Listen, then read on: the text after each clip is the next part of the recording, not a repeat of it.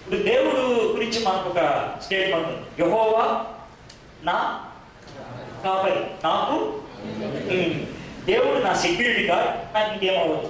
అదే కదా, అది మనకు ఉన్నటువంటి మాట. ఇశ్రాయేలుని కాపాడు దేవుడు. ఆయన అసలు day and night 24 hours job చేస్తాడు. ఆయన నిద్రపోడు, కొనుక్కడు, ఆయనే సెక్యూరిటీ గార్డ్. అర్థమైందా?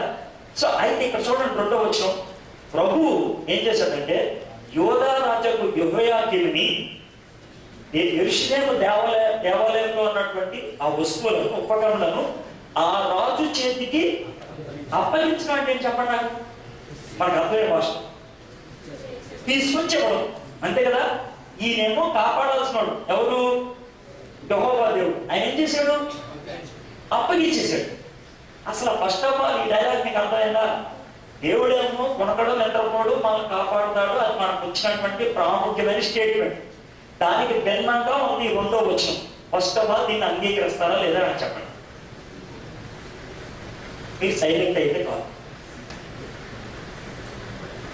అంగీకరిస్తారా లేదా? అంగీకరిస్తారా? మరి ఉండగా బయటకు చింటేద్దాం, చెప్పండి. అంగీకరిస్తారా? అంటే యెహోవా కాపాడా? ఏదో ఒక మాట మీద ఉన్నారు. యెహోవా కాపాడేవాడైతే దానియేలు గ్రంథం చిప్పవతల పడేది. దానియేలు గ్రంథం 1వ అధ్యాయం 2వ వచనం పట్టుకోవాలంటే యెహోవా నా కాపరి, నాకు లేమి కలగదు, ఇశ్రాయేలుని కాపాడు దేవుడు, కొనుకడు, నిద్రపోడు, అది తీసి పడేది. ఈ రెండింటిలో ఏది తీసేద్దాం చెప్పండి. మీరు ఏదో ఒకటి చెప్పాలి.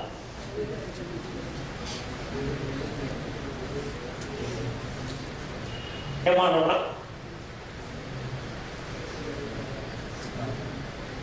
నేనేమంటాను తెలుసా? 2 ఉంచుతాం.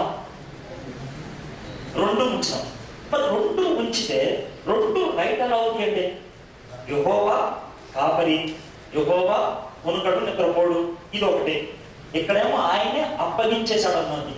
ఈ 2 ఒకేసారి ఎలా రైట్ అవుతాయి, అది మనం ఇప్పుడు అర్థం చేసుకోవాలి.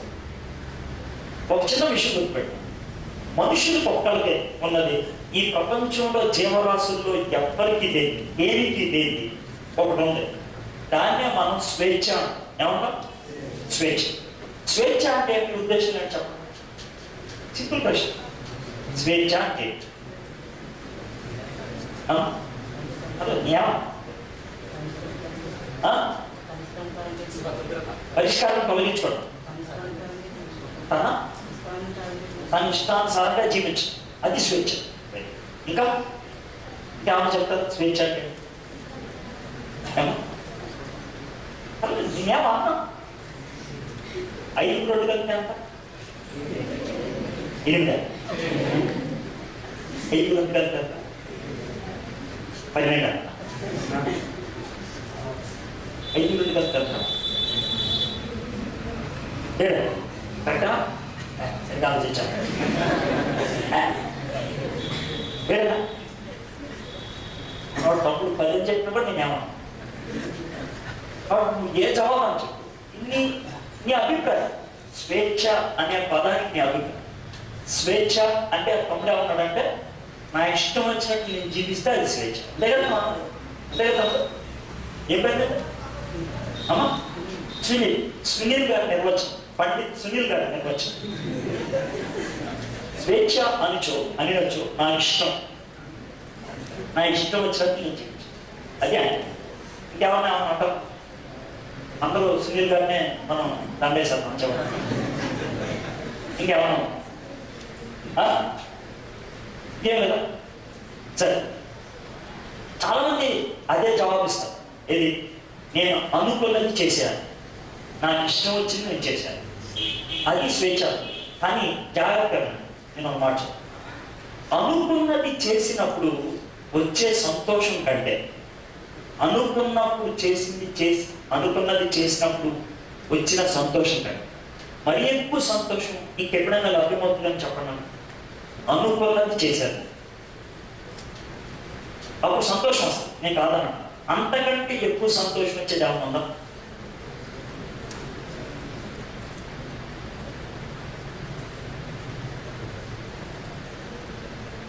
జాష్ మెక్డోవల్ అని ఆయన మంచి యవనస్తుల మధ్య బాగా పరిచయం చేసేవాడు. ఆయన ఈ నిర్వచనం ఇచ్చాడు. ఏమన్నా తెలుసా?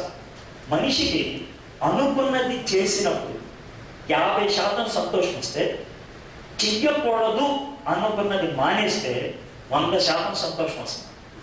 చెయ్యకూడదు అన్నది మానేస్తే, చేయకూడదు అనేది మానేస్తే అంటే అర్థం చెప్పండి. ఇప్పుడు మీకు తాగుడు అలవాటు ఉన్నాను, లేదా సినిమాలకి వెళ్ళి అలవాటు ఉన్నాను, లేదా పరాకు అలవాటు ఉన్నాను, మీరు మంచి ప్రసంగం విని మానేద్దాం అనుకున్నాను.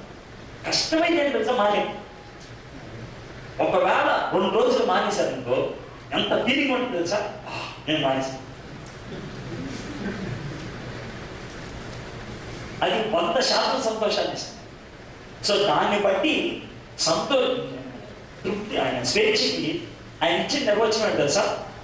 చెయ్యకూడదు అన్నదాన్ని చెయ్యకుండా ఉంటే అది స్వేచ్ఛ. చెయ్యకూడదు అన్నదాన్ని చెయ్యకుండా ఉంటే అది స్వేచ్ఛ. దేవుడు అది మనకి ఇచ్చాడు. ఇప్పుడు కుక్క ఎదురుగా అన్నం పెట్టామనుకోండి, కుక్క ఏం చేస్తుంది? అన్నం తినేస్తుంది. జాగ్రత్త. మీ ఎదురుగా అన్నం పెట్టారు, అదే మీకు ఇష్టమైన అన్నం. మీ ఎదురుగా మీకు ఇష్టమైన అన్నం పెట్టిన ప్రతి సందర్భంలో మీరు తినేసారా?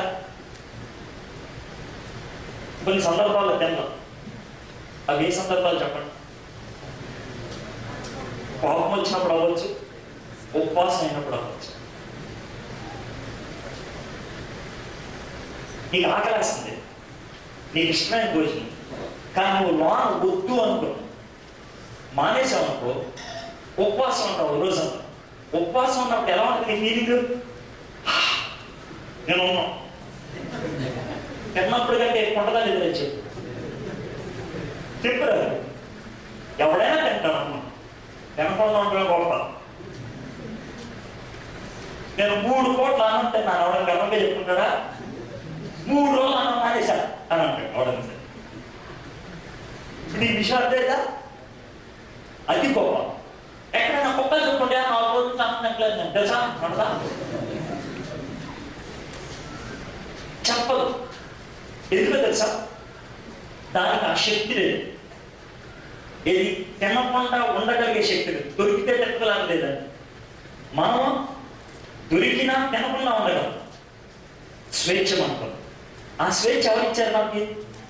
ఎవరిచ్చారు? దేవుడు ఇచ్చారు. ఆ స్వేచ్ఛ దేవుడు మనకి ఇచ్చాడు కాబట్టి ఆ స్వేచ్ఛను బట్టి 2 వచ్చాయి. ఒకటి లాభం వచ్చింది, ఇంకోటి నష్టం వచ్చింది. లాభం ఏంటి తెలుసా? నా మెసేజ్కి ముందు మీరు ఏం చేశారు? ఆరాధన ఎక్కడి నుంచి వస్తుంది? 2 చోట్ల నుంచి వస్తుంది. దొంగ ఆరాధన నోటిలోంచి వస్తుంది, నిజమైన ఆరాధన గుంట్లోంచి వస్తుంది. మీరు ఎక్కడి నుంచి చేశారు అది మీకు తెలుసు, దేవుడికి తెలుసు, దునియాలో ఎవరికి తెలియదు. దొంగ ఆరాధన నోటిలోంచి వస్తుంది, నిజమైన ఆరాధన గుండెలోంచి వస్తుంది. నిజమైన ఆరాధన గుండెలోంచి ఎందుకు వస్తుందో తెలుసా? నాకు స్వేచ్ఛ ఉన్నది కాబట్టి. దొంగ ఆరాధన నోట్లోంచి ఎందుకు వస్తుందో తెలుసా? ఎవరైనా అనుకుంటాడు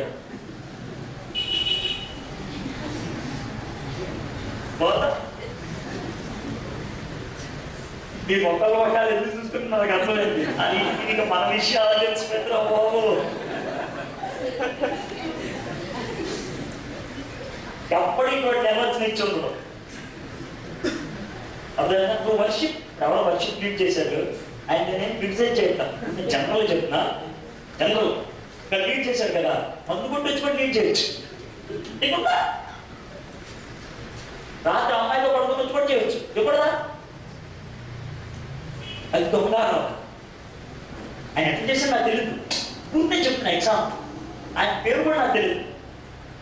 పూర్తి ఆయన క్రిటిసైజ్ చేస్తున్నాను అనుకో, జనరల్గా చెప్తున్నాను. జనరల్ నేను ప్రసంగికుడు కదా, రాత్రి అమ్మాయితో పడుకొని పొద్దు నుంచి ప్రసంగం చేయకూడదా? చేయొచ్చు. దుమ్ము దులిపేయచ్చు ప్రసంగం. ఇది దొంగ దొంగ. కానీ దాన్ని నియంత్రించుకునే శక్తిని దేవుడు నాకు ఇచ్చాడు. ఆ స్వేచ్ఛను ఉపయోగించి దేవుని మహిమాంతమే జీవించడానికి అవకాశం ఉంది. జీవితాన్ని నాశనం చేసుకునే పరిస్థితి కూడా. అయితే ఒకవేళ మనం నాశనం వైపు వెళ్ళిపోతున్నాం అనుకో, అంటే ఇప్పుడు తమ్ముడు అన్నాడు చూసావు, మనం స్వేచ్ఛ నేను ఇచ్చాను ఇవ్వచ్చు. మరోసారి గట్టి చెప్పు. తన అవుతుంది మామూలు చెప్పు. మరోసారి చెప్పు. అది నా ఇష్టం అని వెళ్ళిపోతాం అనుకో, దేవుడు అలాగే ఉంటాడు. ఉత్తర మంచి ఎవరు నా ఇష్టం, ఉత్తర నా ఇష్టం, నా ఇష్టం అంటాడు. సో దేవుడు అనుమతించి పంపించేస్తాడు. అదే అప్పగించడం. ఇప్పుడు మనం దరిద్రులు ఎందుకు తెలుసా? దేవుడు మనల్ని అప్పగించేసాడు కాబట్టి. అదేంటంటే దేవుడు దరిద్రులుగా చేస్తాడా? రోమిలకు రాసిన పత్రిక 1వ అధ్యాయం 24వ వచనం. రోమిలకు రాసిన పత్రిక 1వ అధ్యాయం 24వ వచనం. ఈ హేతువు చేత వారు తమ హృదయముల దురాశలను అనుసరించి తమ శరీరములను పరస్పరము అవమానపరుచుకున్నట్టు దేవుడు వారిని అపవిత్రతకు అప్పగించాడు. చివరి 4 మాటలు నాతో పాటు చెప్తారో సరే. చివరి 4 మాటలు దేవుడు వారిని అపవిత్రతకు అప్పగించాడు. చదివారా? దేవుడు ఎవరు? పవిత్రుడు. ఏదికి అప్పగించాడన్నది ఎక్కడ చేస్తాడనగా ఎప్పుడైనా అప్పగిస్తాడా? మీ అమ్మ ఎప్పుడైనా తీసుకెళ్ళి మురికాలు కూర్చోబెడుతుందా? అవుతున్నా మురికాలు కూర్చోబెడుతుందా? మరి ఇక్కడ ఉంది అదే. దేవుడు పవిత్రుడంట, ఆయన స్నానం చేశాడు, మనం తీసుకెళ్ళి మురికాలు కూర్చోబెట్టాడు, అపవిత్రతకు అప్పగించాడు. ఎందుకనంటే వాళ్ళ శరీర దురాశలను అనుసరించి నాకు కావాలి నాకు కావాలి నాకు కావాలి అని మోహం వెంట పడితే, నా ఇష్టం నాకు అమ్మాయి కావాలి, నాకు అబ్బాయి కావాలి, నాకు ఆ బొమ్మ కావాలి, నాకు ఈ బొమ్మ కావాలి అంటే వద్దు వద్దు వద్దు అంటాడు. ఎంత చెప్పినా వెళ్ళలేదనుకో వదిలేస్తాడు. మీలో చాలా మంది అపవిత్రత పాలైపోయారు. ఎందుకైపోయారు తెలుసా? దేవుడు మిమ్మల్ని వదిలేశాడు. ఎందుకు దేవుడు మిమ్మల్ని వదిలేశాడంటే మీ స్వేచ్ఛ కొద్ది మీ జీవితాన్ని పాడు చేసుకోవాలనుకున్నారు. ఈ మీటింగ్కి దేవుడు ఎందుకు తీసుకొచ్చాడంటే, ఒకసారి చెప్పి అరే మీరు అలా వెళ్ళిపోతున్నారు, ఎందుకు వెళ్ళిపోతున్నారంటే నేనేం చేయడానికి వదిలేశాను, ఒకసారి వినండి అని చెప్పడానికి తీసుకొచ్చాడు. నేను ఆయన స్వరం నేనేదో పైనుంచి దిగొచ్చాను కాదు. దేవుడు గొట్టంగా ఎవరైనా వాడచ్చు. గొట్టం అంటే ఏంటి తెలుసా? గొట్టం బయట పెడతానే మై నేను ఒక గొట్టం లేడు. నా వెనకాల వాగుతూ ఉంటాడు, శబ్దం మీకు వస్తుంది. ఏ గొట్టమైనా వాడచ్చు. ఎవరినైనా వాడు. ఏ గొట్టంగా వాడి గొట్టంగానికి వేరు అనుకుంటే నా ఉద్దేశం గొట్టంగా పెడితే మాట్లాడేవాడు. సో దేవుడు నన్ను వాడాడు ఈ దినాన్ని మీద మాట. సరే, అదే రోమా 1:26 అందువలన దేవుడు తుచ్చమైన అభిలాషలకు వారిని అప్పగించాడు. అచ్చా సార్, దేనికి అప్పగించాడు? తుచ్చమైన అభిలాష. ఎవరు అప్పగించారు?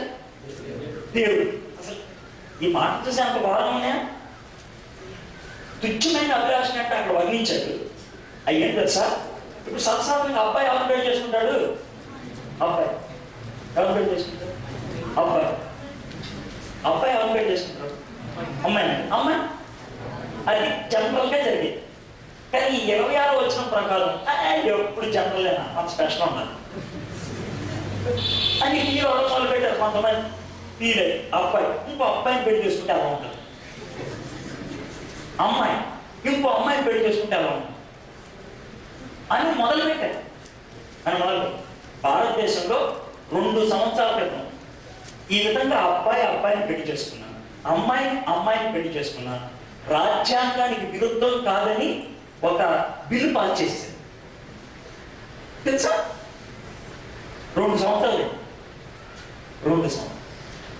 ఆ విధంగా అమ్మాయిలు కలిసి ఉండిపోవటాలు, అబ్బాయిలు కలిసి ఉండిపోవటాలు ఎంత విచ్చలవిడితమైందంటే, మొన్న ఈ మధ్యన ఇందిరా పార్క్ హైదరాబాద్లో 30,000 మంది అబ్బాయిలు మేము అబ్బాయినే పెళ్లి చేసుకుంటాం, మమ్మల్ని ఇలాగే గే అనే అక్షరం కొంచెం ఎర్రగా పెట్టారు, ఇలాగే ఉండనివ్వండి బోర్డులు పెట్టుకుని తిరిగారు. అది భయంకరమైనటువంటి పరిస్థితి. ఎందుకంటే ఆ పరిస్థితి వచ్చింది మా ఇష్టం. పాపం ఉన్నటువంటి విచిత్రమైన లక్షణం ఏంటంటే సార్, పాపంలో ఎప్పుడు తృప్తి ఉండదు. పాపం పెప్సీ కావాలండి, పెప్సీ తాగితే ఎద్దులు మాంగేమో అని ఇంకా కావాలి, అంతే కదా.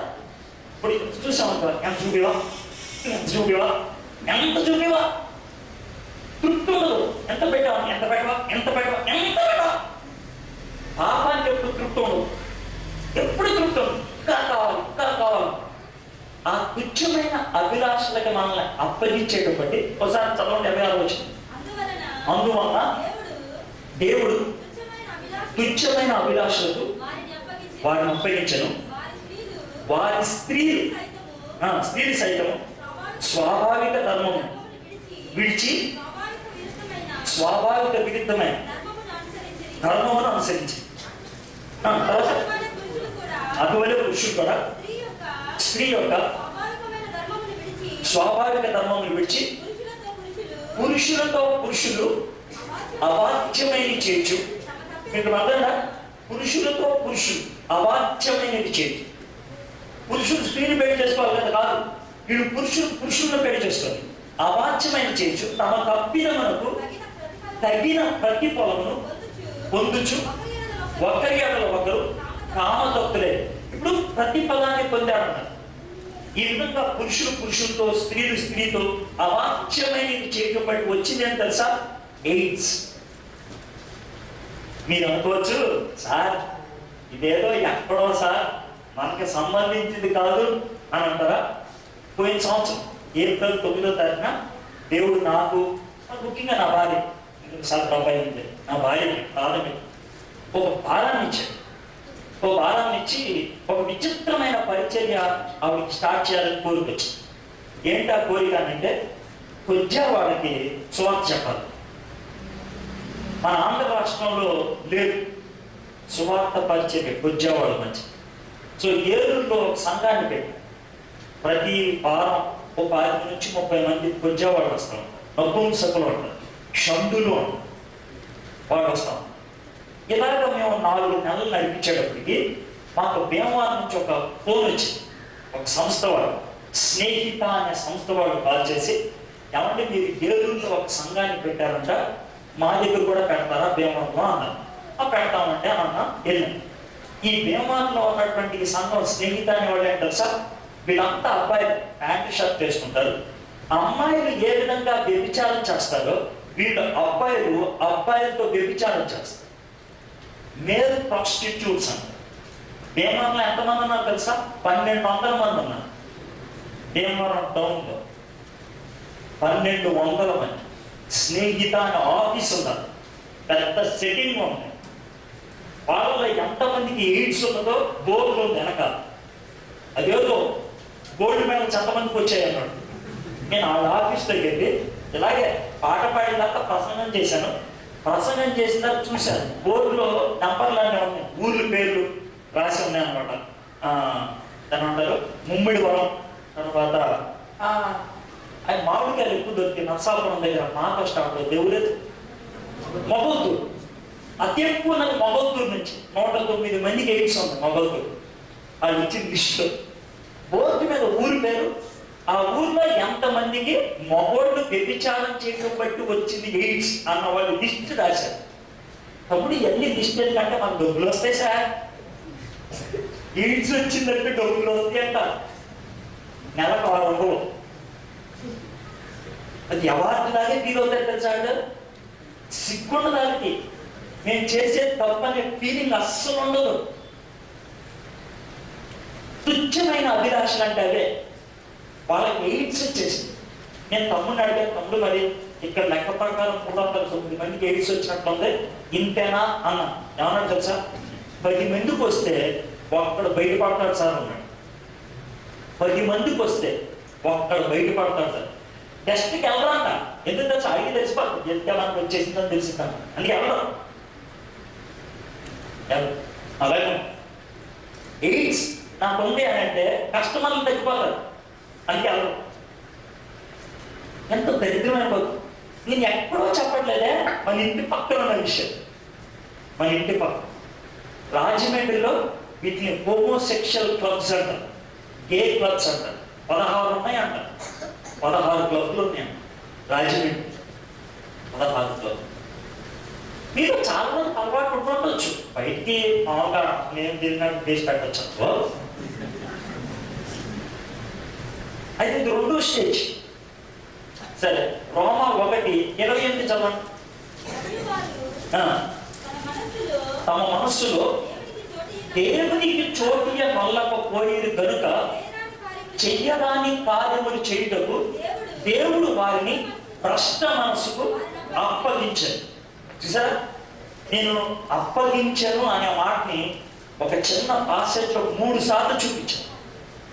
భ్రష్ట మనసు.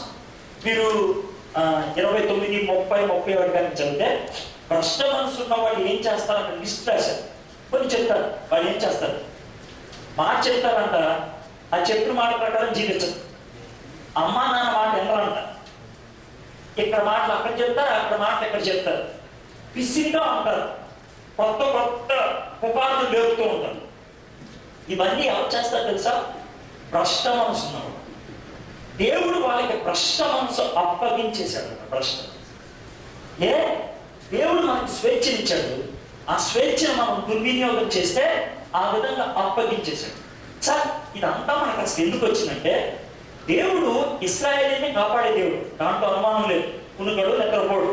వాడు మాకు అవసరం లేదు, మేము వెళ్ళిపోతాం అంటే ఆపాడు. కోడి తన పిల్లల్ని రెక్కల కిందకి చేర్చుకున్నాడు. ఎంతకి ఉండదని వెళ్ళిపోయింది అనుకో కోడి పిల్ల, ఏం చేస్తాడు? సరిపోవే అంటాడు. కోడి పెట్టలోంచి పిల్ల దూరం వెళ్ళింది అనుకో, ఏదెందుకు వెళ్తుంది? అది తాగెత్తుకెళ్ళింది. అది పరిస్థితి. తాగెత్తుకెళ్ళింది. అక్కడ కోడి పిల్లని తాగెత్తి ఎత్తుకెళ్ళిపోయింది. మరి నీ దగ్గర నుంచి ఏమి ఎత్తుకెళ్ళిపోయిందో సరే అంటే ఎత్తుకెళ్ళిపోయిందా? అది తెలియదు. వదిలేసుకున్నారు. ఏమి ఎత్తుకెళ్ళారు? దేవుడు వదిలేస్తే అలా జరుగుతుంది. అలాంటి సంస్కృతిలో మనం జీవిస్తాం, అలాంటి సమాజంలో జీవిస్తాం. అలాంటి సమాజంలో జాగ్రత్త. ఇలాంటి మాటలు విన్నప్పుడు సార్, ఇలాంటి సమాజంలో మనం జీవిస్తాం, పవిత్రంగా జీవించడం సాధ్యం అంటారా? ఈ బ్యాక్గ్రౌండ్లో నలుగురు గురించి రాశాడు. ఇటువంటి బ్యాక్గ్రౌండ్, ఇలాంటి పరిస్థితుల్లో దేవుడు నలుగురిని ప్రత్యేకించుకున్నాడు. వాళ్ళే షడ్రక్, మెషక్, అబేద్నెగో, దానియేలు. అలా పిలిస్తే బాగుందా? ఎందుకంటే షడ్రక్, మెషక్, అబేద్నెగో ఏమో బబులోను పేరు, దానియేలు ఏమో యోధా పేరు. షడ్రక్, మెషక్, అబేద్నెగో వాళ్ళు పెట్టిన పేరు. దానియేలు ఆయన ఒరిజినల్ పేరు. దానియేలు అంటే యెహోవా నా తీర్పు ఇచ్చేవాడు, యెహోవా నాకు తీర్పునిచ్చేవాడు. ఆయన పేరుని బెల్షాజర్ అని మార్చాడు. అంటే తెలుసా, నీకు నెగో అనే దేవుడు తీర్పు తీరుస్తాడు. అబేద్నెగో నెగో అనేవాడు నీకు తీర్పు తీరుస్తాడు, నీకు కృప చూపిస్తాడు. అతని పేరు అజరయా. యెహోవా నాకు కృప చూపించేవాడు అంటే అతనికి అబేద్నెగో అని పేరు పెట్టాడు. మిషాయల్ యెహోవాకి సమనవుడు అని ఆయన పేరుకి అర్థమైతే మెషక్ అని పేరు పెట్టారు. అకు అనే దేవుడికి సమమైనవాడు. అంటే నీ పేరేంట్రా? నా పేరు యేసుదాస్. అంటే ఎక్కడి నుంచి నీ పేరు? రామదాస్. అలా ఇలా మార్చేశారు నా పేరు. యేసుదాస్ ని రామదాస్ చేసి. అదే అయితే వాడు పేర్లు మారిస్తే ఆమె తీరేరా? తీరవు. జాగ్రత్త. ఇక్కడి నుంచి వాళ్ళ జీవితాన్ని మనం చూస్తాం. వాడు పేర్లు మారిస్తే తీరవు. నేను ఇప్పుడు మాట చెప్తాను. మీ పేరు ఏంటి అనేది నాకు, మీ బ్రతుకు ఏంటి అనేది నాకు చాలాసార్లు ఏమనిపిస్తుంది తెలుసా? రామమూర్తి అనే పేరుంది, పవిత్ర జీవితం జీవించడం బయట. యేసుదాస్ అనే పేరుంది, పోలీస్ స్టేషన్ బయట నోటీస్ బోర్డులో ఉండే. పోలీస్ స్టేషన్కి వెళ్తాం, బూతులు ఈ ప్రాంతాలు ఎక్కడికైనా చూడండి 70% పేర్లు యేసుదాసు, మెషకు, యెషయా, సౌమ్యులు, ఎలిజబెత్ అమ్మ, మరియమ్మ పేరు. ఆ పేరు ఎందుకు పెట్టుకున్నాను అనిపిస్తుంది. పేరు మార్చుకోవడం తర్వాత విషయం, కానీ బ్రతుకు మార్చుకోవడం ఇది మొదలు. రెండోది వాళ్ళ చదువులు మార్చేది. వాళ్ళు ఏమన్నా తీరారా? ఏం తీరాం. మీరు ఏమన్నా చదవని మేము చదివేస్తాం. జాగ్రత్త. ఆ స్టేట్మెంట్ వెయ్యాలంటే ఏంటి? మేము ఏమైనా చదవగలం, ఏమైనా చూడగలం, ఏమన్నా మేము ఎక్కడికైనా వెళ్ళగలం, మా బ్రతుకు జాగ్రత్తగా ఉంటుందనే మాట ఎప్పుడు అనగలుగుతారంటే లోన సిద్ధాంతం గట్టిగా ఉంటాయి, లోన నీ మీద నీకు కాన్ఫిడెన్స్ ఉంటాయి. ఇది మా పిల్లల దగ్గర నుంచి నేను బాగా నేర్చుకున్నాను. మా పిల్లలు అంటే షారూన్, షైనీ. ఇప్పుడు కాదులేండి, 3 ఏళ్ల క్రితం జరిగినటువంటి ఒక చిన్న సన్నివేశం. మా షైనీ చిన్న పాప ఇప్పుడు 7వ క్లాస్కి వచ్చింది. 4 ఏళ్ల క్రితం జరిగింది. అది 3వ క్లాస్లో ఉన్నప్పుడు జరిగిన విషయం. మా పెద్ద పాప ఇప్పుడు 10th క్లాసు, అప్పుడు 8th క్లాస్ చదువుతుంది. సరే, వాళ్ళిద్దరి మధ్యన గొడవ జరుగుతుంది రోజు. ఏంటా గొడవ అంటే, మా షైనీ కార్టూన్ నెట్వర్క్లో చోటా భీమ్ చూస్తానంట, షారన్ వద్దు అంట. వాళ్ళిద్దరి మధ్యన గొడవ. షైనీ చిన్నగా నా దగ్గరికి ఏడ్చుకుంటూ వచ్చింది, పాపా చోటా భీమ్ చూస్తానంటే చూడండి ఒకటే షారన్ అని. నేను షారన్ వైపు చూసి దాన్ని చూడండి అమ్మా అని అన్నాను. వద్దు పాపా, చోటా భీమ్ మంచిది కాదు అని షారన్. షైనీ పాపా చూడు పాపా, అది కార్టూన్ నెట్వర్క్ ప్రోగ్రామ్ కదా అంటే, నేను అమాయకంగా చూడండి అమ్మా యానిమేషనే కదా. షారన్ చాలా సీరియస్గా అన్నాడు, పాపా మంచిది కాదు అని అన్నాను. ఎందుకు అలా అంటుందని షారన్, నేను, షైనీ మేము ముగ్గురు కూర్చొని చూస్తున్నాం చోటాకి ఆ రోజు స్టోరీ. సరే నేను కూర్చుంటాను చూసి ఆ రోజు స్టోరీ చూసా. ఏంటంటే కొంతమంది పిల్లలు ఏదో ఆట ఆడుతున్నారు, ఒక సమస్య వచ్చింది. ఆ సమస్యను వాళ్ళు సాల్వ్ చేసుకోవాలనుకుంటున్నారు. ఎవడో ప్రార్థనలాగా చేస్తే చోటా భీమ్ వచ్చాడు. చోటా భీమ్ వచ్చి వాళ్ళ ప్రాబ్లం సాల్వ్ చేస్తాడు, వెళ్ళిపోయాడు. వీళ్ళు చివర జై భీమ్ జై భీమ్ అంటాం. ఈ స్టోరీ అంటే అది చూడగా నాకు కొంచెం భయం వేసింది. షైనీ చిన్నది, ఇలాంటివి చూస్తే ఎలా ఉంటుందా అని. కానీ నేను ఎలా చెప్పాలో అర్థం కాదు. షైనీ వైపు తిరిగి భుజం మెచ్చి వేసి, షైనీ చూడొద్దమ్మా ఇక్కడ ఉంచాను అంటే, షైనీ ఎందుకు పాప అని, ఎందుకు చూడకూడదు అని. నాకు ఎలా చెప్పాలో అర్థం కాదు. షారన్ నా వైపు చూసి, నేను చెప్తాను పాప అంటే చెప్పమ్మా అన్న, పక్క చెప్పి. షారన్ చాలా తెలివిగా అడిగి, షైనీ అన్నం తినకముందు ఎవరు ప్రార్థన చేస్తాం? Jesus Christ. నిద్రపోకముందు ఎవరు ప్రార్థన చేస్తావు? Jesus Christ. ఎగ్జామ్ రాయకముందు ఎవరికి ప్రార్థన చేస్తావు? Jesus Christ. వీళ్ళు ఎవరికి ప్రార్థన చేస్తున్నారు? చోటా భీమ్. ఇప్పుడు నీకు అర్థమైందా తేడా అన్న అని అంటే, షైనీ సాటిస్ఫై అవ్వలం. ఇంకో ప్రశ్న అడిగింది, మరి పప్పా ఎందుకు చూశారు? మరి పప్పా ఎందుకు చూశారు అని అంటే, దానికి నాకేం జవాబు చెప్పాలి అర్థం కాదు. అప్పుడు షైన్ అంటే, నేను దాన్ని చెప్తాను. మా ఇంటి పక్కన చిన్న పాపం హెప్సియల్ 1వ క్లాస్ చదువు. షైనీ ఎంత ఉన్నది షారన్. ఒకవేళ హెప్సి చేతులు ఒక కత్తి పట్టుకొని వచ్చిన కత్తి నీకు ఎలా అనిపిస్తుంది అంటే, షైనీ అమ్మో నాకు భయం. అంటే హెప్సి చాలా చిన్నది, కత్తి పట్టుకుంటే దాన్ని కోసుకోవచ్చు, లేదా ఎవరిని కోసేయచ్చు. కాబట్టి నాకు చాలా భయం. అయితే షారన్ ఇంకో ప్రశ్న అడిగి, ఒకవేళ మమ్మీ కత్తి పట్టుకొని నీ దగ్గరకు వచ్చి చెప్తా ఉందంటూ నీకు ఏమన్నా భయం వేస్తాను? లేదు. ఎందుకన్నా? మమ్మీకి కత్తి ఎలా పట్టుకోవాలో తెలుసు. సేమ్ హెప్సీకి కత్తి ఎలా పట్టుకోవాలో తెలియదు, అందుకే భయం. మమ్మీకి కత్తి ఎలా పట్టుకోవాలో తెలుసు, కాబట్టి టెన్షన్ లేదు.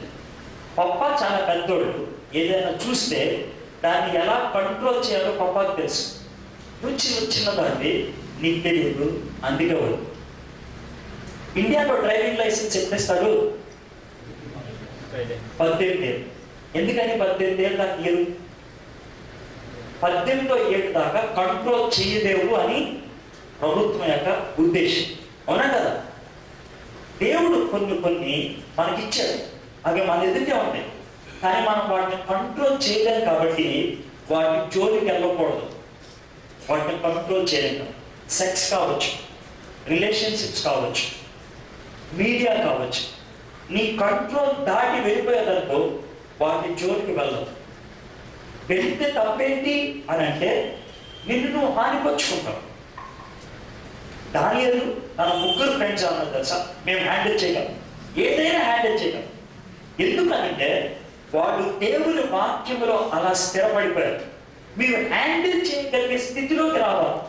ఎప్పుడు వస్తారు తెలుసా, దేవుని వాక్యాన్ని బాగా చదివితే, దేవుని వాక్యము లోన ఉంటే, స్టేబుల్గా ఉండగలిగితే దేన్నైనా హ్యాండిల్ చేయగలుగుతారు. మార్టిన్ లూథర్ అని ఒక ఆయన అంటాడు, ఏమంటాడు తెలుసా, 2 రకాలైనటువంటి ఎగ్జాంపుల్స్ ఇచ్చారు.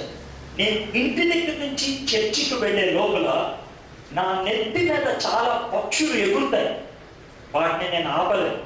కానీ ఏ పక్షి నా గుండు మీద గూడు పెట్టుకోకుండా ఆపగలను. అవునా కదా? ఇది ఆయన ఆటగాయతనంగా చెప్పిన మాట. అయితే దాన్ని సీరియస్గా చెప్పిన మాట ఏంటి తెలుసా, నేను ఇంటి దగ్గర నుంచి చర్చికి వెళ్ళే లోపల చాలా మంది అమ్మాయిలు కనపడటం సహజం. రోడ్డు మీద అమ్మాయిలు రావద్దు అని బోర్డు పెట్టలేను, కానీ ఆ అమ్మాయిని చూసి నేను శోధనలో పడిపోకుండా ఆపుకోగలను. నువ్వు రోడ్డు మీద వెళ్తావు, వాల్ పోస్టులు ఉండకూడదు, నేను వెళ్ళే రోడ్డు మీద అంటే అవుతా? చెప్పండి, అవుతా? నేను వెళ్ళే రోడ్డు మీద నేను అమ్మాయిని అబ్బాయిలు ఉండకూడదు అంటే అవుతా? నేను వెళ్ళేది అబ్బాయిని ఎవడు అమ్మాయిలు ఉండకూడదు అంటే అవుతా? అవ్వదు. శోధనలు ఉంటాయి, ఆకర్షణలు ఉంటాయి, చూడకూడనే ఉంటాయి. అయితే వాటన్నిటినీ అధిగమించాలని గుర్తుపెట్టుకోండి. లోన వాక్యం ఉంటే బయట ఎంత శోధన ఉన్నా ఈ వాక్యం ఆ శోధనని అధిగమించగలదు. 119వ కీర్తనలో కీర్తనకారుడు ఏమంటాడు తెలుసా, నేను పాపము చేయకుండాట్టు నా హృదయంలో నీ వాక్యమును దాచుకున్నాను, ఉంచుకున్నాను. ఫ్రెండ్స్, మాట గుర్తుపెట్టుకోండి. ఆకలి వేసినప్పుడు ఏంటంట అన్నం తినకపోతే ఏమవుద్ది? ఆకలి వేస్తుంది. మ్యాన్ వర్సెస్ వైల్డ్ ఎప్పుడైనా చూసారా? మ్యాన్ వర్సెస్ వైల్డ్ డిస్కవరీ ఛానల్లో వస్తుంది, చూసారా ప్రోగ్రామ్? మ్యాన్ వర్సెస్ వైల్డ్ అంటే ఏంటి తెలుసా, ఒక అబ్బాయిని కానీ లేక ఒక అమ్మాయిని కానీ అడవిలో వదిలేస్తారు. వాడికి ఏముండవు, అమ్మాయి కూడా ఏముండవు, ఒక చిన్న కత్తిరానికి తోటిస్తారు అంతే. ఒక 4 రోజుల పాటు బతికేయాలి అలాగే. నీళ్ళు ఎత్తుకోవాలి వాళ్ళే, తిండి ఎత్తుకోవాలి వాళ్ళే, జంతువులు ఏమన్నా వస్తే కాపాడుకోవాలి వాళ్ళే, ఎక్కడ పడుకోవాలి, ఎక్కడ లేచి ఉండాలి, ఇవన్నీ డిసైడ్ చేయాల్సింది వాళ్ళే. అగ్గి పెట్టుకోవడం ఉండదు, సూర్యకిరణాలు బట్టి మంట ఎక్కించుకోవాలి. ఓకే, అలాగా మ్యాన్ వర్సెస్ వైల్డ్ ప్రోగ్రామ్ ఒక్కరోజు మీకు చూస్తే మానవుడి యొక్క నైజం అంటే అర్థం అవుతుంది. వాడికి దాహం వేస్తే ఏం తాగుతాడు తెలుసా? ఉచ్చ తాగుతాడు. చాలా సీరియస్, వాడు ఇంటాడు, పట్టుకుంటాడు, అది కూడా ఆకులు. వాటికే ఉంది దాని దగ్గర, ఆకులు పొట్టలాగా చేసుకుంటాడు, ఉచ్చ పోసేస్తాడు, దాంట్లో తాగేస్తాడు. మనిషి ఉచ్చ తాగితే పర్ల, ఎక్కడన్నా ఒంటి ఉచ్చ పోస్తుంది అనుకో గొప్ప తాగేస్తాడు. ఏనుగు అప్పుడే లద్దేస్తుంది, లద్ది తీసి వాన పురుగులు ఉండే తినేస్తాడు. ఏది ఏనుగు కక్కలో అని అంటున్నారే, దీన్ని మీ రియల్ లైఫ్ లో చూపించమంటారా? దేవుడు వాక్యాన్ని ఇచ్చాడు కదా, ఇది తింటే ఇది బిర్యానీ, ఇది పప్పన్నం, ఇది కొబ్బరన్నం, ఇది నెయ్యన్నం. ఈ కొబ్బరన్నం దొరకకపోతే వాడు పురుగులు ఎలా తింటున్నాడు, మంచినీళ్ళు దొరకకపోతే ఉచ్చలా తాగుతున్నారు. మీరు బ్లూ ఫిల్మ్లు, సినిమాలు, రోడ్డు మీద వెళ్ళాయని అవే ఎయ్యి ఏనికి లద్దిలో ఉన్న పురుగులు, ఒంటి వచ్చ, అది బాగుందా అన్న మీరు చేసేది అదే కదా. సినిమా చూడరు మీరు అంటే ఏంటి, మీరు ఏం వచ్చి అవుతున్నారు, దాంతో సమానం చేయాలి. అది ఎప్పుడు మానేస్తారు కదా, మీరు సినిమాలు మానేయండి అని నేను అమ్మ మంచినీళ్ళు తాగండి అంట, అప్పుడు అది మానేస్తారు. ఇప్పుడు ఉత్తమానే మానేవాను అనుకో చచ్చిపోతారు. ఎందుకంటే మీరు డిపెండ్ అయ్యింది దాని మీద, మీకు ఉత్సాహం నీళ్ళు అనుకుంటే ఏమంటారు, ఏమన్నా కదా. ఇప్పుడు అది మానేస్తే చచ్చిపో, మంచినీళ్ళు తాగిస్తే మానేస్తారు. నేను మాట్లాడితే స్ట్రైట్ ఉందా లేదా? నేను చక్కగా చెప్పాను సార్, సినిమా మాత్రం చెప్పట ఎంత మంచోడు ఎవడో చెప్తాడు కదా, చెప్పడు మంచిగా తాగి ఆటోమేటిక్గా మానేస్తాడు. కొబ్బరన్న తిన్నావు అనుకో, ఏనుగులతో ఉన్న పుల్లు తిన్నావా? తినవు. కానీ ఇప్పుడు లాగే తింటాం. అది ఒక మ్యాన్ వర్సెస్ వైల్డ్ చూడు, వాడు ఆ ఏనుగులకి నేను తీసి లోన్ నుంచి అప్పుడుకి వస్తుంటాడు అని తింటాడు తెలుసా? నిజం. మీరు సినిమా అలాగే చూస్తారు. చూడండి, ఇప్పుడు సిమిలారిటీ అర్థమైందా?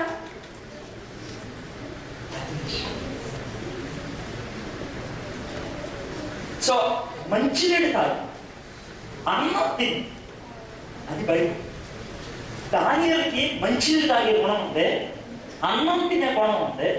అందుకే ఇలాంటి తుచ్చమైన ఏమి తినడు, తాగడు, లోనకి రానివ్వడు. సరే, ఒక వచ్చు ఇది చూసి మనం ముగించు. 8వ వచనం. చచ్చిపోయితే ఒక పొజిషన్ వచ్చింది. ఏంటంటే పొజిషన్, రాజుగారు తినేటువంటి ఆహార పదార్థాలు తీసుకొచ్చి మీకు పెడతా ఉన్నారు. అయితే ఇప్పుడు చూడండి, 8వ వచనం. రాజు భుజించు భోజనమును పానము చేయు ద్రాక్ష రసమును పుచ్చుకొని తన్ను అపవిత్ర పరచుకొనకూడదని దానియేలు ఉద్దేశించి అంటే అర్థం ఏంటో సార్? ఉద్దేశించి. మహేష్ బాబు డైలాగ్ ఉందే, మైండ్ లో డిసైడ్ అయితే బ్లైండ్ గా వెళ్ళిపోతాను. అదన్నమాట. డిసైడ్ అయిపోవడం, లోన డిసైడ్ అయిపోతే ఎప్పుడేమన్నా సరే బ్లైండ్ గా వెళ్ళిపోవడం అన్నాడు ఉద్దేశించాడు. మనకు అసలు మైండే ఉండదు. మైండ్ ఉందా మీకు? అట్లా మైండ్ ఉంటే సినిమాకి ఎందుకు వెళ్తారు?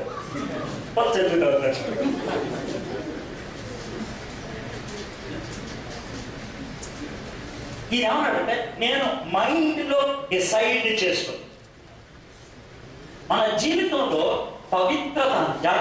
పవిత్రత అనేది ఒక డెసిషన్. ఏంటది? డెసిషన్ అంటే ఏంటి? నిర్ణయం. నేను పవిత్రంగా ఉండాలి. పవిత్రంగా ఉండాలనేది యథాతథంగా రాదు. ఎంటుకులు మనం చెప్తే మురుస్తాయా? చెప్పండి. మామూలుగానే ముడుచుకుంటూ వెళ్తాయి. ఆకలి మనం చెప్తే వేస్తుందా?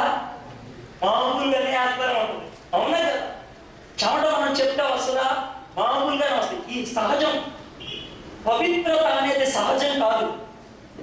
మనం పెట్టుకుంటే వస్తుంది, పూనుకుంటే వస్తుంది, నిర్ణయించుకుంటే వస్తుంది, డిసైడ్ చేసుకుంటే వస్తుంది.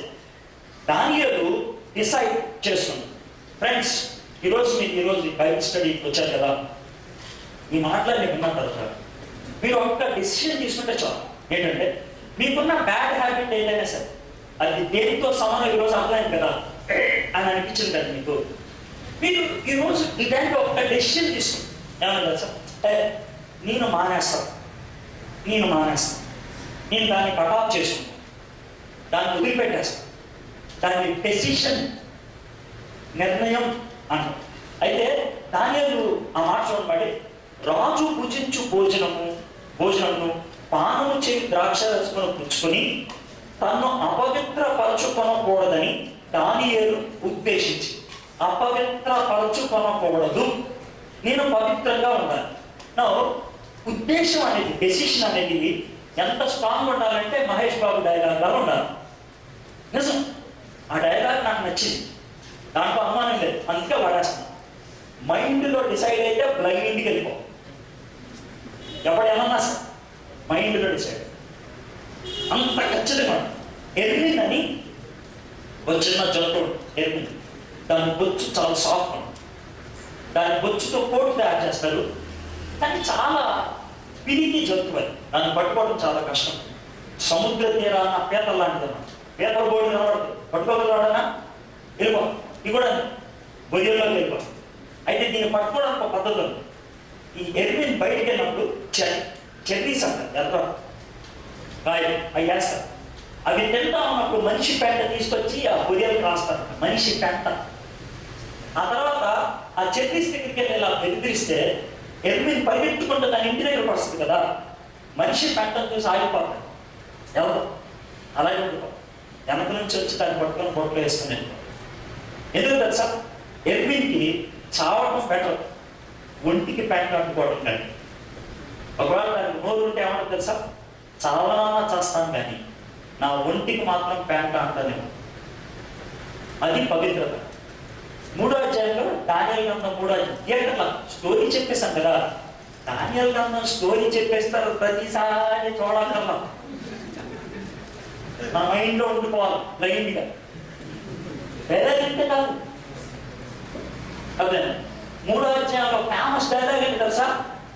ఫేమస్ డైలాగ్, రాజుగారు మా దేవుడు, రాజుగారు మా దేవుడు మమ్మల్ని రక్షించ సమర్థుడు. సమర్థుడు ఏంటి? అంత దమ్ముందా? తప్పించకపోయినా, అది డైలాగ్ చెప్పాలి, తప్పించకపోయినా పర్వాలేదు, అది పవిత్రత. ఆయన ఖచ్చితంగా తప్పించేస్తాడండి. అంటే ఎలాగో తెలుసా, ఇప్పుడు తిరుపతికి పైన అందరూ గుండు కొట్టించుకుంటారు. ఎందుకని? ఎందుకు వచ్చాం? తిరుపతి గుండు కొట్టించుకుంటారు. ఎందుకు కొట్టించుకుంటారు? మొక్కుబడి. ఓకే, మొక్కుబడి కాబట్టి గుండు కొట్టించుకుంటారు. ఒకవేళ అలిపిన ఉంది కదా, తిరుపతి కింద బోర్డు, కింద పండ కింద అలిపి పెట్టి ఇలాంటి బోర్డు ఉందనుకో.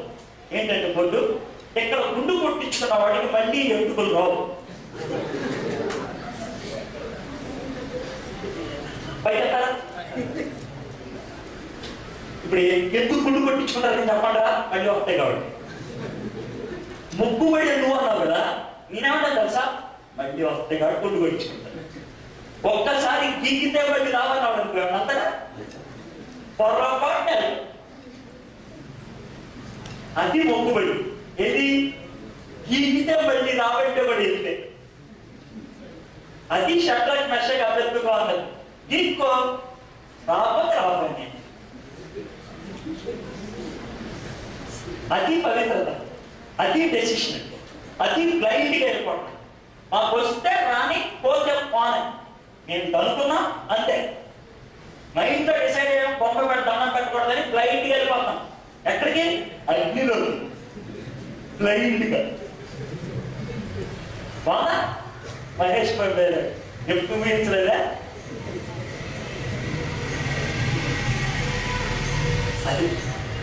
అది నిర్ణయం. వాళ్ళు ఆ విధంగా నిర్ణయించుకున్నారు. సరే, నిర్ణయించుకున్నారు. ఇంకొక విషయం చూసి ముగించుకున్నారు. రాజు భుజించు భోజనము పానము చేయి ద్రాక్షరసం పుచ్చుకొని తాను అపవిత్రపరచుకున్నదని దానియేలు ఉద్దేశించి, తాను అపవిత్రుడు కాకుండానట్లు వాటిని పుచ్చుకొనకుండా సెలవెమ్మని నపుంసకుల అధిపతిని వేడుకొనగా. చాలాసార్లు మనం డిసైడ్ చేసుకుంటాం, కానీ ఆ డెసిషన్ని బయటికి చెప్పం. ఆ డెసిషన్ని బయటికి చెప్పం. దానికి భయం కారణం కావచ్చు, సిగ్గు కారణం కావచ్చు. ఒక చాలా సింపుల్ విషయం. నేను మారు మనసు పొందిన దినాల్లో బాగా సినిమాలు చూశాను. విజయశాంతి ఫ్యాన్స్ అసోసియేషన్కి మా ఊరి సెక్రటరీ నేను. సో కాబట్టి ఫ్యాన్స్ అసోసియేషన్కి టికెట్లు ముందు వచ్చేస్తాయి. చిరంజీవి విజయశాంతి నటించే సినిమా మారు మనసు పొందిన తొలి దినాల్లో, అరే టికెట్ వచ్చేసిందా, రేపు పొద్దున్న సినిమాకి వెళ్దాం అన్నారు. రాత్రి నేను ఏమీ జవాబు చెప్పను. అది రాత్రికి నేను చేసిన పొద్దున్న వచ్చారు. 10 గంటలకు సినిమా, 9 గంటలకు వచ్చారు. రెడీ అయిపోయి టికెట్ ఇట్లా వేసుకొని వచ్చారు. డాన్స్ ఎలా వస్తారు తెలుసు కదా, మనం మామూలుగా ఉన్నాం. ఏంటో ఇంకెలా ఉన్నాం అని అంటే నేను సినిమాకి వెళ్ళకూడదని డిసైడ్ అయిపోయాను. అయితే నేను జవాబు ఎలా చెప్పాను చూడండి, దానికి మీ స్పందన ఏంటో చెప్పండి. అరే నాకు వాళ్ళ తలనొప్పి కొందరు రాలేదురా అన్నాను. నేను రైట్ చెప్పానా రాంగ్ చెప్పాను? నేను వెళ్ళా రోజు సినిమాకి మానేసి. కానీ నీ జవాబు చెప్పు, నాకు వాళ్ళు తలనొప్పి కొందరా, వాళ్ళు రాలేదు, రాంగ్ అన్నా. ఎందుకు రాంగో చెప్పండి. ఎందుకు రాంగ్? ఏమా రేపైతే వస్తాం. ఒకటే అబద్ధం. రెండోది తలుపు మూస, కిటికీ తెరిచాను.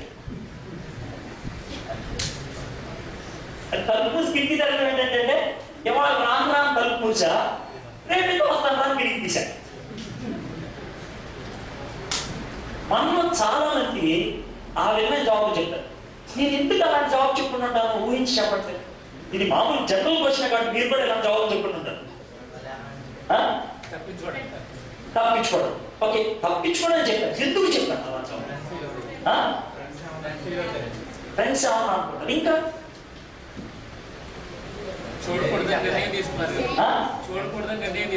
ఓకే, అది ఓకే.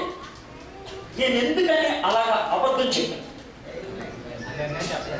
ఎందుకు చెప్పలేదు? అదే నేను అడుగుతున్నాను. ఇంకా సరైన కమిట్మెంట్ లేదని ఎందుకు అనుకున్నా? కమిట్మెంట్ ఉంది కాబట్టి మానేసాను. ఉంటే నేను మించిపరచలేదు. మీరు ఇంకా లోతుగా అర్థం చేసుకుంటారు నా ప్రశ్న. నేను ఎందుకు అబద్ధం చెప్పాను? అబద్ధం చెప్పైనా మానేశాను. శ్రమ మానేశాను. కానీ అది పూర్తి రైట్ కాదు. ఎందుకు పూర్తిగా రైట్ చేయలేక కారణమే చెప్పండి కదా. రెండు, ఒకటి భయం, రెండోది సిగ్గు. భయం లోనుండేది, సిగ్గు బయటకు చూపించేది. భయం ఏంటో తెలుసా? సిగ్గు ఏంటో చెప్తాను. ఇప్పుడు నేను సినిమా మానేశానంటే వచ్చే రియాక్షన్ ఎలా ఉంటుంది? సినిమా మానేశానంటే రియాక్షన్ ఎలా ఉంటుంది? అబ్బో పవిత్రుడు అయిపోవా? ఇదే కదా రియాక్షన్. ఎంతకాలం ఉంటావో చూస్తాం, ఇదే కదా రియాక్షన్. ఆ ఎంతకాలం ఉంటావో చూస్తాం అనే దాన్ని నేను ఎదుర్కోలేదు. భయం, సిగ్గు, భయం. దానియేలు కూడా అదే పరిస్థితి. మాన డిసైడ్ చేసుకున్నాడు, కానీ సిగ్గుపడలేదు. ధైర్యంగా అయ్యా మాకు వద్దు.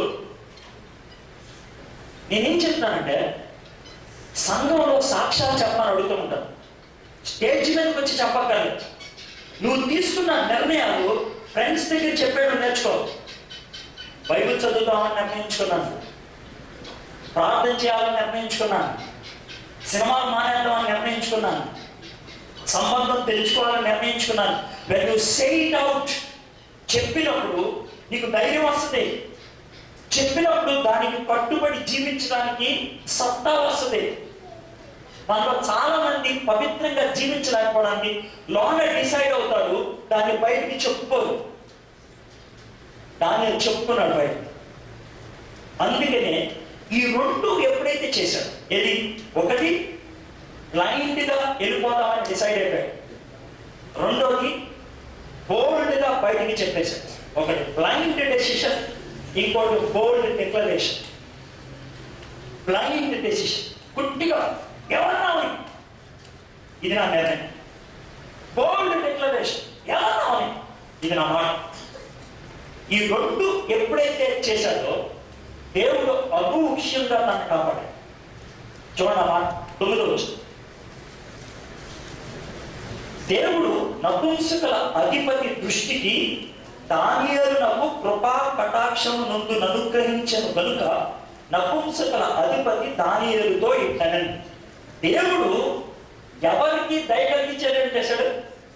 నపుంసకుల అధిపతి. వాడు విశ్వాస, వాడు యూదుడా? చూసా, ఎవడో వాడి మనసులో దూరాడు దేవుడు దానియేలు కోసం. వాడి మనసులో నీ యజమాని, నీ పొరుగువాడు, లేకపోతే నువ్వు ఎవరి దగ్గర అయితే పనిచేస్తున్నవాడు, వాడు హిందువుడు అయ్యవచ్చు, ఆర్ఎస్ఎస్ నాయకుడు అవ్వచ్చు, నీకు పెద్ద శత్రువు అవ్వచ్చు.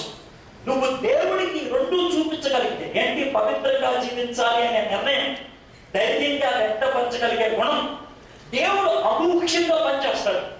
ఎలా పనిచేస్తాడో తెలియదు, ఎవరి ద్వారా పనిచేస్తాడో తెలియదు. అది జరుగుతుంది. బట్ దానికి ముందు రెండు ఉండాలి. పవిత్రంగా జీవించాలనే నిర్ణయం, దాన్ని ధైర్యంగా వ్యక్తపరచగలిగేటువంటి గుణం, ఆ రెండు ఉన్నప్పుడు దేవుడి విధంగా సహాయం చేస్తాను. ఒక చిన్న సన్నివేశం చెప్పి నేను ముగిస్తాను. అంటే ఆ విధంగా సహాయం చేయడం అనేది ఎలా ఉంటుంది అని రెండు ఉదాహరణ. నా పక్కన నిరీక్షణ ప్రోగ్రాం బయలుదేరు. ఈ నిరీక్షణ ప్రోగ్రాం ఇప్పుడు టీవీ 9లో వచ్చింది కదా, బయట బోర్డులో పెట్టారు. ఇప్పుడు అది సాక్షి టీవీ మారి 6 సంవత్సరాలు టీవీ 9లో వచ్చాం. ఛానల్ మారుస్తామని నిర్ణయించుకున్నాం. 3 వారాల నుంచి సేమ్ టైం ఆదివారం సాయంత్రం 5:30 నుంచి సాక్షి టీవీకి మారింది. మళ్ళీ అదే ప్రోగ్రాం రిపీట్ కూడా అవుతుంది. బుధవారం పొద్దున 6:30 నుంచి 7, 2 సార్లు. ఓకే సరే, నా పక్కన ఒక పాప కూర్చో, తేజో జీవని అని. వాళ్ళ నాన్నగారి పేరు స్టీవెన్సన్. విశాఖపట్నంలో చాలా కాలం నుంచి పరిచయం చేస్తారు. అరకు వ్యాలీ ప్రాంతాల్లో ఈ కొండజాతి మనుషులు ఉంటారు కదా, వాళ్ళకి సువార్త బోధించడానికి ఇవ్వబడి చాలా దూరం నడవాలి. బోల్సా అనే ఒక ఊరు 23 కిలోమీటర్లు నడిస్తే కానీ ఆ ఊరు రాదు. రోడ్డు పాయింట్ నుంచి 23 కిలోమీటర్లు. నేను కూడా వెళ్ళాను. 3 సంవత్సరాలు వెళ్తే 11 మంది బాప్తిసం తీసుకున్నారు. ఆ ఊరు 240 కుటుంబాలు ఉంటాయి. 11 మంది బాప్తిసం తీసుకున్నారు. అందుకే 2 అవనస్తులకి క్రైస్తవ వివాహం చేద్దామని డిసైడ్ అయ్యారు స్టీవెన్సన్. రేపు పొద్దున పెళ్ళి అంటే కొండ నాయకుడు ఏమని చెప్పాడంటే, అయ్యారు మీరు కనుక వీళ్ళిద్దరికి పెళ్లి చేస్తే రేపు మా కొండ నాయకుడు చెప్తున్నాడు పెళ్ళి అయిన అరగంటకి వీళ్ళిద్దరు చచ్చిపోతారండి. స్టీవెన్సన్ గారు పట్టించుకోరు, ప్రార్థన చేసి పెళ్లి చేశాడు. కానీ అరగంటకి ఇద్దరు చచ్చిపోయారు. ఒకవేళ మనం అక్కడ ఉంటే ఏం చేసిన వాళ్ళు మనకు తెలియదు. కానీ ఆయన పరిచర్య చేయాలి, కొనసాగించాలి అని నిర్ణయించుకున్నాడు. ధైర్యంగా నిలబడాలి అని ఉద్దేశించాడు. అందుకే ఏం చేశాడంటే ఆ ఇద్దరి డెడ్ బాడీస్ని తీసుకొని పక్కన ఒక స్కూల్ లాంటి అంగన్వాడి అక్కడికి తీసుకెళ్ళి 3 గంటల సేపు 2 డెడ్ బాడీస్ మధ్యన మోకరించి ప్రార్థన చేస్తాం. ప్రభా నీకు తలవంపు కలగకుండా చెప్పావు. వాడికి నువ్వు చేసినట్లయితే నేను అంగీకరిస్తాను, కానీ నీకు తలవంపు కలగదు అని 3 గంటలు ప్రార్థన చేస్తే 3 గంటలకి నదవడం మొదలు పెట్టారు. లేచి కూర్చున్నారు. తర్వాత 3 బయటకు నడుచుకొచ్చేసారు. నడుచుకొచ్చేస్తే కొండ నాయకుడు ఒక గొప్ప స్టేట్మెంట్ చేశారు. ఏమన్నా తెలుసా? మన కొండ దేవతకి బతుకున్న వాళ్ళని చంపడం తెలుసు, కానీ వీళ్ళ దేవుడికి చచ్చిపోయిన వాళ్ళని బ్రతికించడం తెలుసు. చచ్చిపోయిన వాళ్ళు అది ఎందుకు సాధ్యమైందో తెలుసు? స్టీవెన్సన్ గారు నిలబడ్డారు. షడ్రక్ మెషక్ అబేద్నెగో దేవుని యొక్క శక్తిని కనపరచడానికి వాళ్ళు నిలబడ్డారు. కష్టం వచ్చిన, ఇబ్బందులు వచ్చిన, శోధన వచ్చిన నిలబడ్డారు. నిలబడితే దేవుడు ఆ నిలబడిన వ్యక్తిని ఆధారం చేసుకొని తన గొప్పతనాన్ని చూపించుకున్నాడు. ఈరోజు నువ్వు నిలబడితే దేవుడు నిన్ను వాడుకుంటాడు. భయం పాపం చేయడానికి మనల్ని ప్రోత్సహిస్తుంది. సిగ్గు పాపం చేయడానికి మనల్ని లాక్కెళ్ళిపోవడం. నిర్ణయాలు తీసుకోలేకపోవడం మనం పాపం చేయడానికి తీసుకెళ్ళిపోవడం. దానియాలకి 3. అందుకే నేను పాపం చేయకున్నాను. ఇంకో ఉదాహరణ చెప్పి నేను ముగిస్తాను.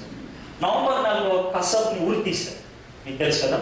అదే వారం మేము TV9లో నిరీక్షణ ప్రోగ్రాంలో ఒక ఎపిసోడ్ చూపించాం. మేము ఇప్పటిదాకా తీసినటువంటి ఎపిసోడ్స్ 13 సంవత్సరాల్లో సుమారు 700 ఎపిసోడ్స్ తీసి వాటన్నిటిలో అతి ఎక్కువ ఖర్చు అయింది ఆ వారం చూపించిన ఎపిసోడ్. చాలా ఖర్చు అయింది. 6 లక్షలు ఒక్క అరగంట ప్రోగ్రాం 6 లక్షలు ఖర్చు. ఎందుకంటే దాంట్లో కసబ్ జీవితంలో జరిగిన ఒక సన్నివేశం చూపించారు. కసబ్ 10 మంది పాకిస్తాన్ వాళ్ళు ఇండియాలోకి వచ్చినప్పుడు కసబ్ తన మిత్రుడు ఫజల్ ఒక ఆసుపత్రిలోకి వెళ్ళి విచక్షణారహితంగా చాలా మందిని కాల్ చేస్తా ఉన్నాడు. ఆ టైంలో ఆ ఆసుపత్రిలో సౌమన్ అనే ఒక విశ్వాసం, అతను పరిగెత్తుకుంటా ఈ హాస్పిటల్ టేబుల్ ఉంటుంది కదా, ఆ టేబుల్ ఇలా కాకుండా దానికి వెళ్ళి దాక్కున్నాడు. కసబ్ ఆ గదిలోకి వచ్చాడు. అయితే ఈలోగా ఈ సౌమన్ కత్తిరి ఒకటి పట్టుకున్నాడు. డాక్టర్స్ ఉపయోగిస్తారు. కత్తిరి పట్టుకుంటే తన మనసులో ఒక థాట్ వచ్చింది, కత్తిరి పట్టుకున్నవాడు కత్తిరితోనే కొట్టాలని. కత్తిరి కింద పడేసి చేతులలో పెట్టుకొని దానియేలుకు తోడుగా ఉన్న దేవా నాకు తోడుగా ఉన్న ప్రభా ప్రార్థన చేస్తాను. కసబ్ వచ్చి కత్తిని ఎత్తాడు. కానీ కంటికి కసబ్కి వీడు కనబడాలి, దేవుడు కనబడకుండా చేశాడు. ఇదంతా క్లోజ్ సర్క్యూట్లో చూస్తాం. తర్వాత అటు తిప్పాడు, మళ్ళీ చూస్తాడు, ఇప్పుడు కనబడతాడు సౌండ్. మనల్ని పట్టుకొని బయటికి లాగాడు. ఇలా కసబ్ లాగి ఇలా గోడకేసి నుంచోబెట్టి తన పిస్తోల్ తీసి ఇక్కడ ఆనిచ్చి 4 సార్లు ట్రిగర్ 4 కిచి కిచి సౌండ్ కూడా వస్తుంది. 4 సార్లు ఈ సౌండ్ మాత్రం ప్రార్థన చేసుకుంటాం. చాలా క్లియర్. వెనకాల కిచి కిచి 4 సార్లు అయిపోయిన తర్వాత కసబ్ ఇచ్చినా కనిపిస్తుంది. ఏంటి 4 సార్లు పెంచిన ఏమవుతుంది? కసబ్ అనుకుంటాడు ఇందులో బుల్లెట్లు అయిపోయినాయేమో అని బయట ఇలా పెట్టి ఇలా పేరుస్తాడు. బుల్లెట్లు అని బయట అంటే దాంట్లో ఏమున్నాయి? బుల్లెట్లు అని. కానీ పేరిస్తే అనేది కసబ్కి చిరాకు అనిపించింది. నడుచుకుంటూ వెళ్ళిపోతాడు. సౌమన్ తర్వాత చెప్తాడు, దేవుడి కోసం నేను జీవించాలనుకున్నాను, దేవుడు నన్ను అనూహ్యంగా కాపాడాడు అని సాక్ష్యం చెప్పాను. ఈ మాట మీకు ఎందుకు చెప్తున్నానంటే, పవిత్రంగా జీవించాలని నేను నిర్ణయించుకోండి. సిగ్గుపడకుండా ధైర్యంగా దేవుని యొక్క బిడ్డలుగా జీవించాలని ఆశిస్తారు. దేవుడు ఖచ్చితంగా మీకు సహాయం చేస్తాడు. మీ చుట్టూ ఉన్న పరిస్థితి అనుకూలంగా ఉండకపోవచ్చు, మీ చుట్టూ చాలా శోధనలు ఆకర్షణలు ఉండొచ్చు, కానీ అటువంటి పరిస్థితుల్లోనే జీవించాడు, అటువంటి పరిస్థితుల్లోనే పెరిగాడు. దేవుడు నిన్ను నన్ను దానియేలులాగా చూడాలని ఈ గ్రంథంలో దానియేలు జీవితాన్ని పెట్టాడు. ఈరోజు ఈ మాట విన్నారు కదా, మీరు ఇందాక మీ ముఖాన్ని చూస్తే నాకు బాధ అనిపించింది. ఎందుకలాంటి ఉదాహరణ చెప్పాను. మ్యాన్ వర్సెస్ వైల్డ్, వాడు ఉత్సాహాన్ని బతుకుతాడు అని అంటే మీ ముఖాలు చాలా చాలా చాలా చిరాకుగా పెట్టాడు. కానీ బహుశా మన ఆత్మీయ జీవితాన్ని చూస్తే దేవుడు అలాగే చిరాకు మొహాన్ని పెడతాడు. అలాంటి చిరాకు నువ్వు పేడ తింటావు, పేడలో పురుగులు తింటావు, వచ్చుతావు, అది నీ బతుకు. కానీ నేను తయారు చేసిన దానికోసం పవిత్రంగా ఉంటాను, పవిత్రంగా ఉంటాను. ఈ మాటలు విన్న తర్వాత ఒకవేళ నీ మనసులో నా జీవితాన్ని మార్చుకోవాలి అని అనిపిస్తే నోటితో ప్రయత్నించి దాన్నే ప్రార్థన అంటారు. మనసులో నువ్వు తీసుకున్న నిర్ణయాన్ని నోటితో చెప్పు, దేవా నేను పవిత్రంగా జీవిస్తాను ప్రభు, నీ బిడ్డగా జీవిస్తాను, నాకు సహాయం చెప్పావు. కళ్ళు ఉంచండి, కళ్ళు మూసుకోండి. దానియేలు మనసులో ఉద్దేశించాడు, నోటితో చెప్పాడు. రోమీయులకు రాసిన పత్రిక 17వ అధ్యాయం పౌలు భక్తుడు కూడా అదే చెప్తున్నాడు, హృదయంలో విశ్వసించి నోటితో ఒప్పుకోవాలి అని. మీరు కనుక మీ పాపాలు ఒప్పుకుంటే నేను నమ్మదగిన వాటిని నీతిమంతుల్ని, మీ పాపాలు క్షమించి సమస్త దుర్నీతి నుండి పవిత్రంగా చేస్తాను. దయచేసి ఈ సమయంలో ఎందుకు మాట్లాడుతున్నాను అర్థం కావట్లేదు, ఇంత ఇంపార్టెంట్ సమయం.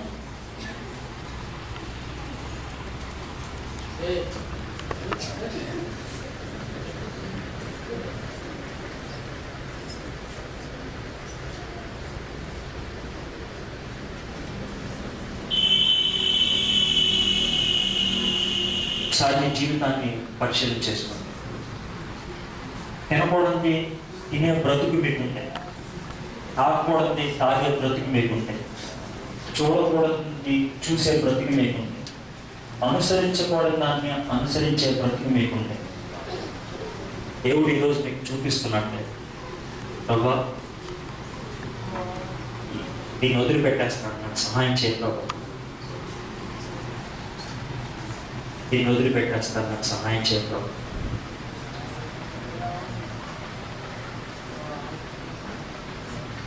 ఈ లోకంలో రకరకాల విషయాన్ని నేను ఆరాధిస్తూ వచ్చాను, వాటిని కావాలని ప్రయాసపడుతూ వచ్చాను. వాటిని వదిలేసుకుంటాను ప్రభా, నువ్వు నాకు కావాలి, నేను నీతోనే ఉంటాను ప్రభా, నేను పవిత్రంగా జీవించాలని నిర్ణయించుకుంటున్నాను, నాకు సహాయం చేయ ప్రభా.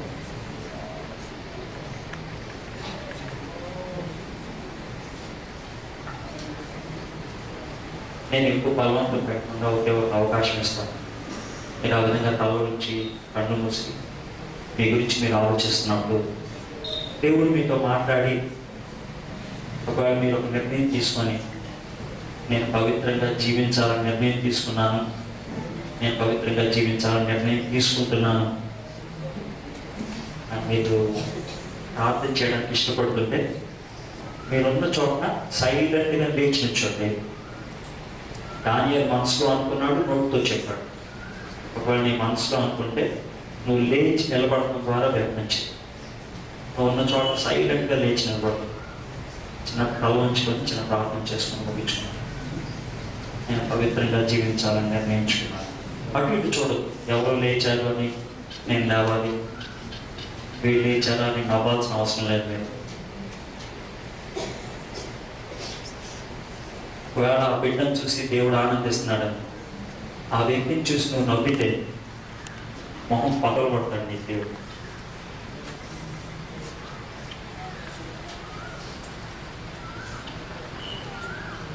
ఇంకెవరున్నారా? ఇంకెవరున్నారా? నేను ఇంకొక అవకాశం ఇచ్చి చూపిస్తాను.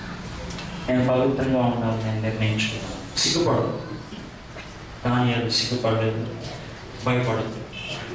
మీరు దేవుని ఎదుట ఆ నిర్ణయాన్ని వ్యక్తపరుస్తున్నాను. నేను ఇంకొక అవకాశం ఇచ్చి ముగిస్తాను. ఇంకెవరైనా ఉన్నారా?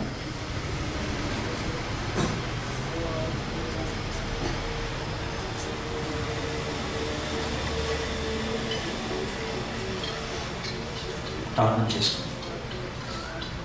యేసే మన కోసం చనిపోవడానికి సిగ్గుపడలేదు. యేసే చనిపోవడానికి తనతో పాటు ఎవరినో మోసుకుని వెళ్ళలేదు. తను ఒంటరిగా మన కోసం చనిపోవడానికి ఇష్టపడ్డాడు. ఒంటరిగా ఆయన మన కోసం నలుగుపట్టడానికి ఇష్టపడ్డాడు. ఆయన ఎత్తి మీద ముళ్ళ కిరీటాన్ని పెడితే మొహం అంతా రక్తం కారింది.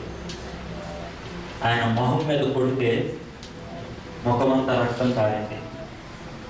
ఆయన్ని భయంకరంగా వెనకాల వీపు మీద పొలంలో దున్నినట్టు దున్నితే వీపంతా రక్తం కారింది. చేతులతో అనేక మందిని దగ్గరికి తీసుకున్నాడు. ఆ చేతులకి మేకులు కొడితే రక్తం కారింది. ఆ కాళ్ళతో నడుచుకుంటూ అనేక మందిని ఆదరించడానికి వెళ్ళాడు. ఆ కాళ్ళకి మేకులు కొడితే రక్తం కారింది. పై నుంచి కింద దాకా రక్తపు ముద్దగా మారాడు ఆయన నీ కోసం.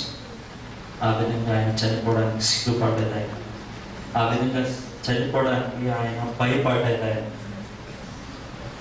తండ్రి నీ చిత్తమే నెరవేరుగా కానీ తను తాను అప్పగించుకున్నాడు. ఆయన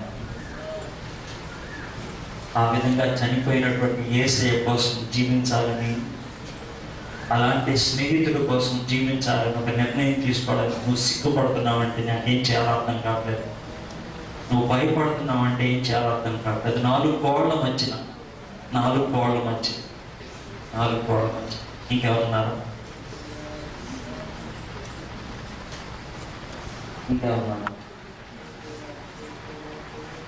ప్రార్థన చేసుకున్నాను.